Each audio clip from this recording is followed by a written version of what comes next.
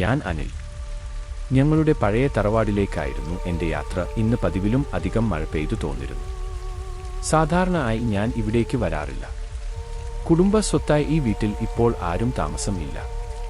ഇന്ന് വേറെ ഒരു വഴി ഇല്ലാത്തതിനാൽ ഇവിടെ തങ്ങാൻ തീരുമാനിക്കുകയായിരുന്നു.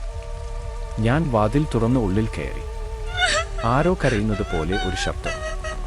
ഞാൻ അത് എൻ്റെ തോന്നൽ ആണ് എന്ന് കരുതി ഫ്രഷ് ആയി എൻ്റെ മുറിയിൽ കയറി ഉറങ്ങാൻ കിടന്നു. പാതി ഉറക്കത്തിൽ വീണ്ടും അതേ കരച്ചിൽ കേട്ട് ഞാൻ ഉണർന്നു. ഞാൻ ഞെട്ടിപ്പോയി. എനിക്കൊപ്പം അവൾ കിടക്കുന്നു. എന്നെ നോക്കി.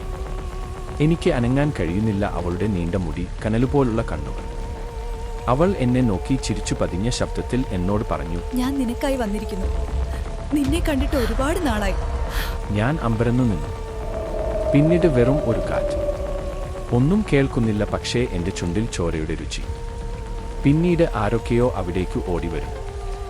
ആരോ പറയുന്നത് ഞാൻ കേട്ടു, അവൻ അവളെയും കൊണ്ടുപോയി.